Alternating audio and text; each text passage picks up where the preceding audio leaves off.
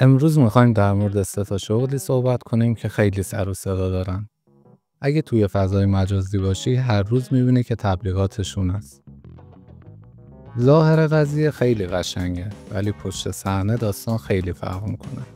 تو این ویدیو قراره این 3 تا شغل رو بررسی کنیم که چرا نباید واردش بشیم. شغل اول تریده.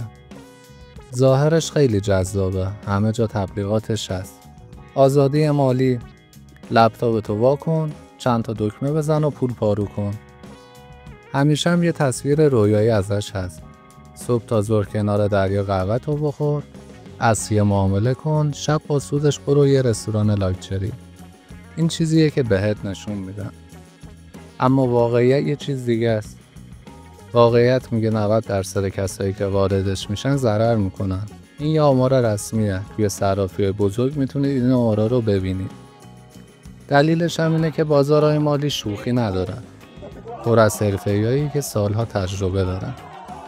اگه با دانش کم بری، مثل این میمونه که بدون کمربند ایمنی و تمرین بخوای فرمول 1 رانندگی کنی.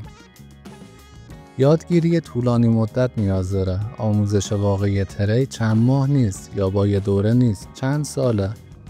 شما باید هزاران و هزاران چارت ببینی، الگوها رو بشناسی، الگوریتم رو بشناسی، تحلیل ها رو بشناسی، با همه تحلیل ها آشنا باشی تا اینکه بتونی با علم یه معامله رو باز کنی. استرس خیلی بالایی داره. فکر کن توی یه روز چند درصد از سرمایه‌ت آب میشه. خیلی اون لحظه همه چیزو از دست میدن. درآمد ثابتی هم نداره، حقوق ماهیانه نداری. یه ماه ممکنه سود کنی، ماه بعد کل سود رو از دست بدی.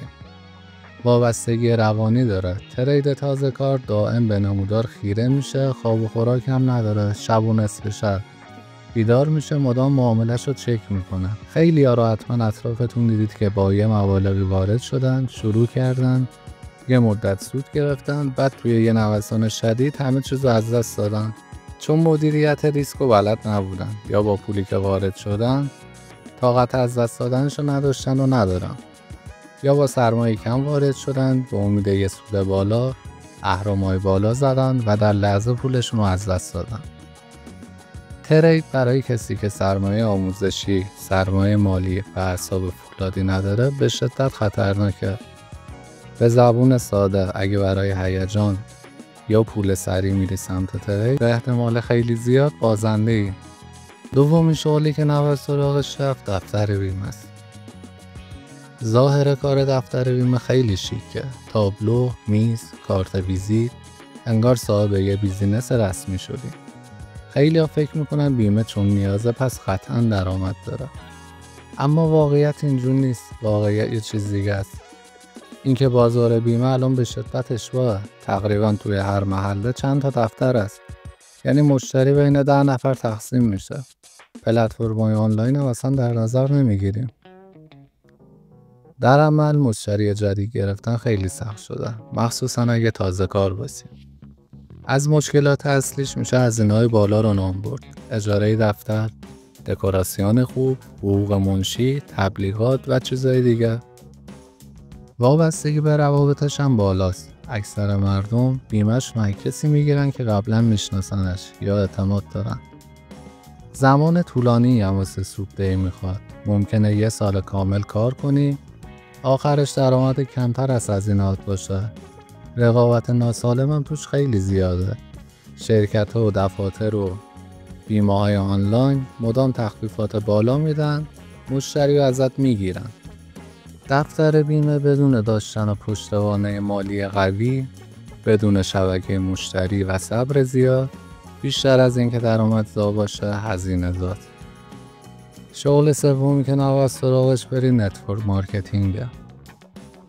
توی نتورک همه چی از شعار شروع میشه. آزادی مالی، خود رئیس خودت باش، بیزینس جهانی، جلسات انگیزشی، آدمای پر انرژی، موزیک، ویدیوهای لوکس، همه چیز رویاییه. اما واقعیت اینه که بیشتر آدم‌ها توی نتورک هیچ وقت به درآمد جدی نمیرسن. ساختار به این شکله که پول اصلی به بالادستی ها میرسه. بیشتر تازه کارا فقط چند ماه هیجان دارن، بعد ناامید شدن میرن. از مشکلات اصلی که داره اینه که تمرکز روی جذب افراده، نه فروش محصول. یعنی درآمد واقعی از اینه که آدم جدید بیاری، نه اینکه محصول بفروشی. روابط اجتماعی تو تخریب میکنن. خیلی هم میگن از وقتی نتورک کار شدی هر وقت میبینم یه چیزی رو میخوای بهم بفروشی که بهش نیاز ندارم یا منو وارد تیمت کنی. زمانبر و فرسایشیه. مدام باید جلسه بری، پیگیری کنی، آدم دعوت کنی. برچسب منفی اجتماعی میخوری.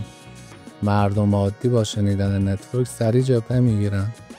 حتما دور و برت بوده که خیلیا توی نتورک یه سال وقت گذاشتن، آخرش به اندازه یه شغل پاره وقت ساده هم نتونستن درآمد داشته باشن، ولی در عوض کلی رابطه دوستانه و فامیلی رو خراب کردن. نتورک مارکتینگ برای اکثر مردم بیشتر وقت و انرژی سوزی داره تا درآمدزایی. بخوایم یه جمع‌بندی کلی کنیم، ترید ظاهرش قشنگه، واقعیتش استرس و ریسکه. دفتر بیمه ظاهرش رسمی و شیکه، واقعیتش رقابت شدید و هزینه‌های بالاست. نتورک مارکتینگ ظاهرش رویاییه، واقعیتش بی‌اعتمادی و درآمد محدود برای اکثریته. اگه دنبال شغل پایدار و آینده دار هستی، بهتره به جای اینا روی یادگیری مهارت واقعی سرمایه گذاری کنی. توی شاغل شو بیکار نمیمونی. اگه دنبال شغل دومی، شغل با سرمایه کم میخوای، شغل خونگی یا کارگاهی یا صنعتی میخوای، ما رو دنبال کن. اگه از این ویدیو خوشت اومد ممنون میشم که ما رو لایک و سابسکرایب کنی و ازمون حمایت کنی تا ویدیوهای بعدی رو با انرژی بیشتری واسط بسازیم. ممنون. خدا نگهدار.